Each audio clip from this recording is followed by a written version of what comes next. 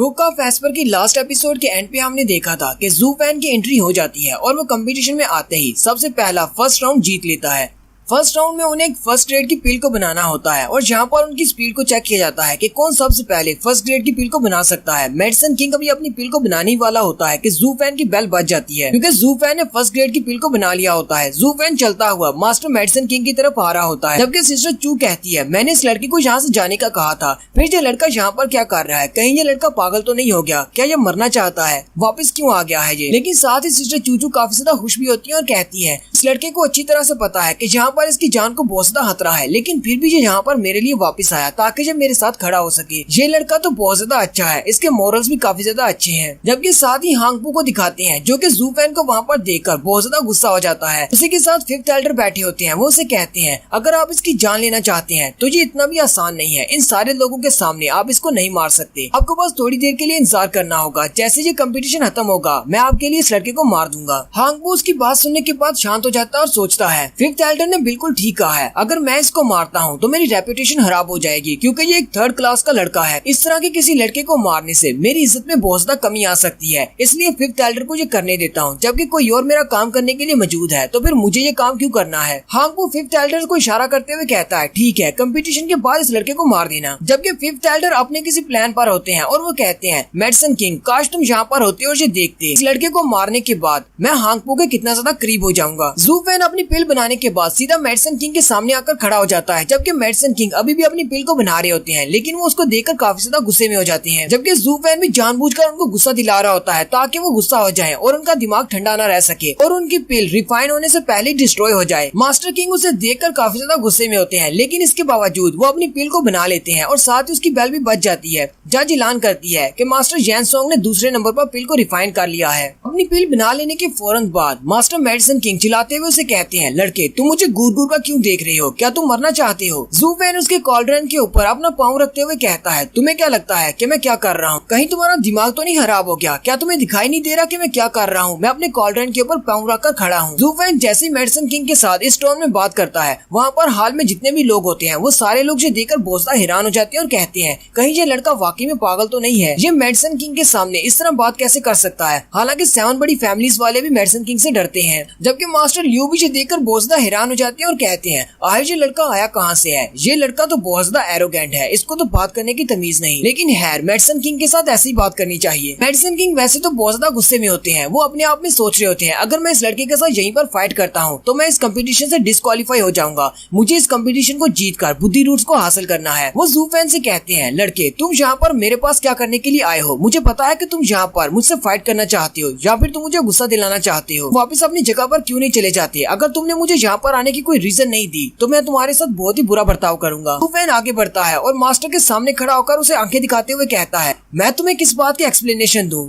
ये जगह तुम्हारे बाप की नहीं है जहाँ पर मैं खड़ा हूँ और मैं जहाँ भी चाहे वहाँ पर जाकर खड़ा हो सकता हूँ और वैसे भी ये जगह मेरी है। मास्टर जैन सोंग उसकी बात सुनने के बाद और भी ज्यादा गुस्सा हो जाते हैं। वो दोनों आपस में फाइट करने ही वाले होते हैं कि उसी वक्त जज उन दोनों से कहती है प्लीज आप दोनों शांत हो जाएं। फिर वो मेडिसन किंग से कहती है मास्टर जैन सोंग जैसा कि आपको पता है कि हमारे इस कंपटीशन के रूल बहुत ज्यादा स्ट्रिक्ट हैं। मैंने आप लोगों को पहले ही बता दिया था कि जो भी फर्स्ट राउंड को जीतेगा वो फर्स्ट प्लेस पर आकर खड़ा हो सकता है। अब क्योंकि मास्टर सोंग ने इस राउंड को जीत लिया है वो फर्स्ट क्वाड्रेंट के ऊपर खड़े हो सकते हैं। जहाँ पर आप खड़े हैं आपको नीचे दूसरे वाले क्वाड्रेंट में जाना होगा। Zoo fan master Jain song से कहता है तुमने जज की बात सुन ली है, अब जल्दी से अपनी तशरीफ को उठाओ और सेकंड क्वाड्रेंट पर चले जाओ, फर्स्ट प्लेस मेरी है। वहाँ पर जितने भी लोग होते हैं उन सब के सामने मास्टर जैन सोंग की बहुत ज्यादा बेइज्जती हो जाती है, लेकिन मास्टर जैन सोंग अपने गुस्से पर पूरा काबू करते हैं क्योंकि उन्हें पता है कि अगर वो डिस्ट्रैक्ट हो गए तो वो अगली बार पिल नहीं बना पाएंगे। मास्टर जैन सोंग भी इस बात को अच्छी तरह से समझते हैं। वो जल्दी से अपने गुस्से को पी जाते हैं और उसे कहते हैं तुम इस राउंड को जीत गए हो क्योंकि तुम बहुत ज्यादा लकी थे, लेकिन अगले राउंड को नहीं जीत पाओगे। और साथ ही मास्टर सेकंड क्वाड्रेंट की तरफ चले जाते हैं और कहते हैं आजकल के बच्चों को तो जरा भी तमीज नहीं। मास्टर जैन सोंग उसे कहते हैं मैं तो आराम से सेकंड क्वाड्रेंट पर जाने वाला था,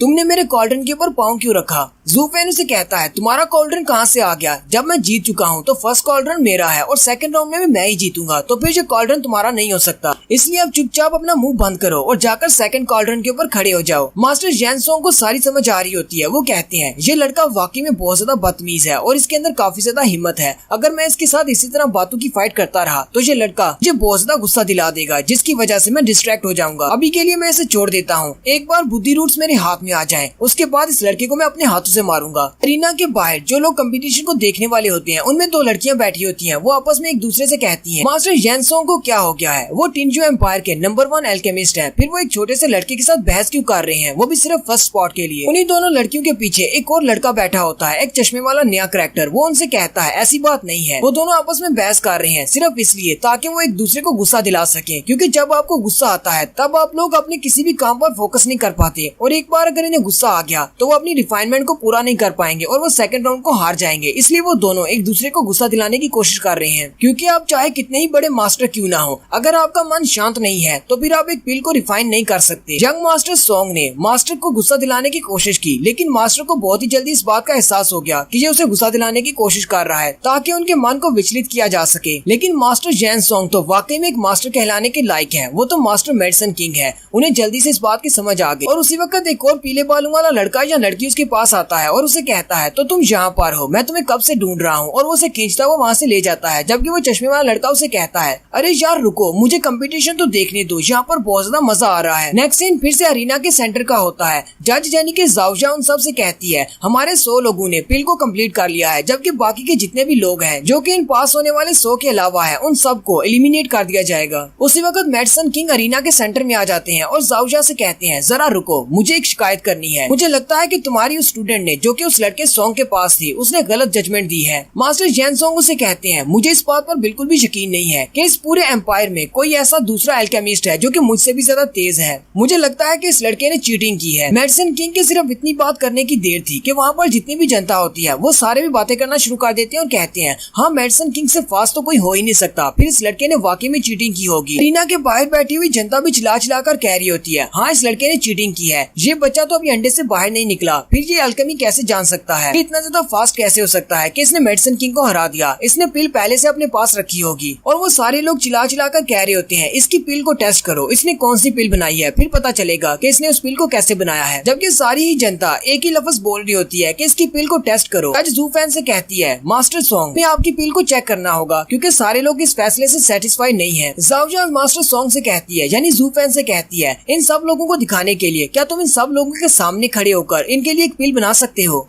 जू फैन जज की बात सुनने के बाद उसे कहता है नहीं, मैं एक पिल नहीं बनाऊंगा। जू फैन के नहीं कहने की देर थी कि वहाँ पर जितने भी लोग होते हैं वो सारे चिल्लाना शुरू कर देते हैं और कहते हैं इस लड़के ने वाकई में चीटिंग की है, इसीलिए तो ये हम सब के सामने पिल नहीं बनाना चाहता। हमें तो पहले से पता था कि इसने चीटिंग की है, इसे फर्स्ट ग्रेड की पिल भी बनाना नहीं आता, इसीलिए तो ये हमारे सामने फर्स्ट ग्रेड की पिल नहीं बना रहा। अगर इसे फर्स्ट ग्रेड की पिल भी बनाना नहीं आता तो फिर इसने चीटिंग की है, वरना ये टॉप 20 अल्केमिस्ट को कैसे हरा सकता है। आंटी टाओ भी उसकी बात सुनने के बाद सोच रही होती है मुझे लगता है कि इस लड़के ने वाकई में चीटिंग की है। हालांकि ये हेजू टावर की हेल्प करना चाहता है, लेकिन हमारे इस कंपटीशन का रूल बहुत ज्यादा सख्त है। अगर आप लोग चीटिंग करते हुए पकड़े जाएं तो आपको बहुत ज्यादा सजा मिलती है। आंटी टाओ जू फैन से कहती हैं बच्चे तुम्हें इतनी ज्यादा यंग एज में इस तरह के काम नहीं करने चाहिए। अगर तुम्हें अल्केमी नहीं आती थी तो तुम्हें यहाँ पर आकर चीटिंग नहीं करनी चाहिए थी। अब तुम्हें इन सब से कौन बचाएगा? आंटी टाओ जज से कहती है चलो इस लड़के को जल्दी से एलिमिनेट कर दो और इसकी जगह पर जो भी पीछे है उसको ले आओ। मेडिसिन किंग उसे कहते हैं जरा रुको, तुम लोगों का ये फैसला बिल्कुल गलत है। इस लड़के ने हमारे 100 पिल फेस्टिवल के दौरान चीटिंग करने की कोशिश की है। तुम सब लोग इसे सजा के तौर पर सिर्फ यहाँ से निकाल रहे हो, ये तो बिल्कुल भी गलत है। और साथ ही मास्टर जेनसोंग आंटी टाओ से कहते हैं कहीं ऐसा तो नहीं कि तुम इसके ऊपर फेवर कर रही हो क्योंकि ये लड़का तुम्हारे हेजू टावर का दामाद है। सिस्टर चूचू भी सोच रही होती है ये लड़का तो बहुत बड़ा बेवकूफ है, हालांकि ये यहाँ पर हमारी हेल्प करने के लिए आया है, लेकिन फिर भी इसे यहाँ पर चीटिंग करने की क्या जरूरत थी। अब जबकि मेडिसिन किंग यहाँ पर मौजूद है उसके सामने तो कोई भी चीटिंग नहीं कर सकता। मास्टर जियो भी सोच रहे होते हैं हमारा जू फैन तो बहुत ज्यादा समझदार था, वो तो एक जीनियस डेवल था, फिर वो इस तरह की छोटी सी गलती कैसे कर सकता है। जू फैन भी हंसना शुरू कर देता है और उन सब से कहता है अबे सालो तुम सबसे किसने कहा कि मैं चीटिंग कर रहा हूँ? मैंने बस इतना कहा है कि मैं दोबारा वैसी पिल नहीं बनाऊंगा जैसी मैंने पहले बनाई थी। यूलैन हंसते हुए उससे कहता है अगर तुम दोबारा वही पिल नहीं बनाना चाहते तो इसका मतलब तो यही है कि तुम्हें वैसी पिल बनाना आता ही नहीं, ये तो तुम अपने मुंह से अपनी गलती को मान रहे हो। जू फैन उनसे कहता है तुम सब लोग तो वाकई में बहुत बड़े बेवकूफ हो, पता नहीं कहाँ से मुंह उठाकर यहाँ पर चले आए हो। क्या तुम सब लोगों को ये नहीं पता कि हर और एक कंपटीटर के साथ एक स्टूडेंट खड़ी थी जो कि उनको जज कर रही थी। अगर तुम सब लोगों को लगता है कि मैंने पिल बनाने में चीटिंग की है तो आप सब लोग उस स्टूडेंट को बुला लें जो कि उस वक्त मेरे साथ खड़ी थी। वो सारा टाइम मेरे साथ थी, उसने पिल को बनते हुए अपनी आंखों से देखा है। जैसे ही तुम लोग उस पिल को देखोगे कि मैंने कौन सी पिल बनाई है तो तुम सब लोग ये बात अच्छी तरह से समझ जाओगे, मैंने कोई चीटिंग नहीं की।